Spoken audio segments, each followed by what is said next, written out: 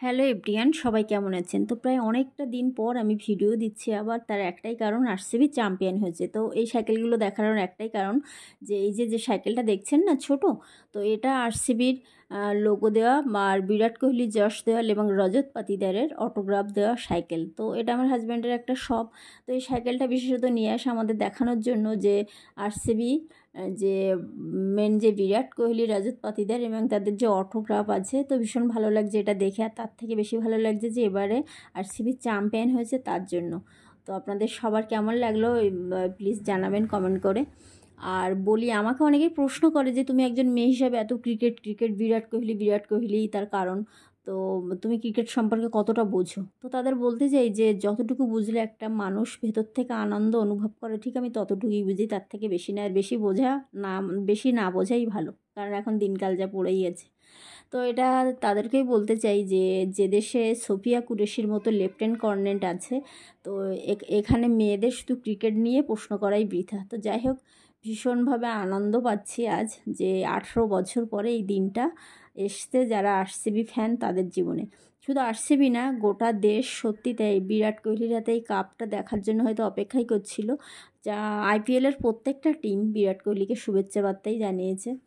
তো আমি যেহেতু সুন্দরবনে থাকি, তো সেভাবে এখানে সেলিব্রেট করা হয়নি। রাস্তায় যেভাবে ব্যাঙ্গালোর বা কলকাতায় রাস্তাঘাটে যেভাবে টিভিতে আমরা দেখলাম, তো সত্যি সত্যি ভীষণ ভীষণ ভালো লাগছে যে এই দিনটা দেখার সত্যি অপেক্ষায় ছিলাম যে বিরাট কোহলির হাতে একটা আইপিএল ট্রফি।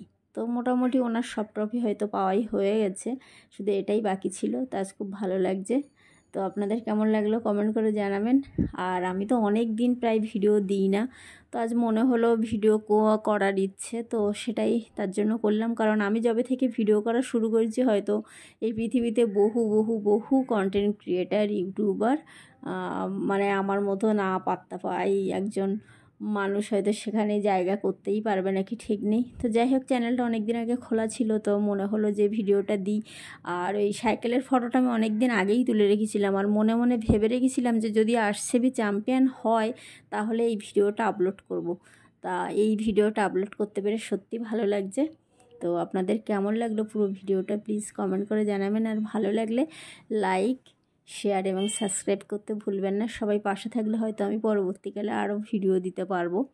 তো এইভাবে সবাই আমার চ্যানেলটিকে প্লাস আরসিবিকে সাপোর্ট করে যাবেন, কারণ আরও অপেক্ষা আরও বেড়ে গেল, আকাঙ্ক্ষা আরও বেড়ে গেল যে আরও যদি ট্রফি পাওয়া যায়। তো সেজন্য তো বিরাট কোহলির এই যে হাসি মুখ, যে আকাঙ্ক্ষা যে একটা ট্রফির, সেটা দেখতে পেয়ে সত্যি আমরাও ভীষণভাবে আনন্দ পেয়েছি। তো সবাই ভালো থাকবেন, সুস্থ থাকবেন, এবং আমি পরপর হয়তো এবার থেকে ভিডিও দেব, সেটা দেখার জন্য অনুরোধ রইল। প্লিজ প্লিজ প্লিজ আমাকে সাপোর্ট করবেন। আর ভিডিওটি ভালো লাগলে অবশ্যই লাইক, কমেন্ট এবং শেয়ার করতে ভুলবেন না। আর আমার চ্যানেলে নতুন নতুন ভিডিও দেখতে চাইলে সাবস্ক্রাইব তো করতেই হবে আপনাদের। আর আপনারা সবাই কোত্থেকে দেখছেন প্লিজ কমেন্ট করে জানাবেন। সবাই ভালো থাকবেন, টাটা।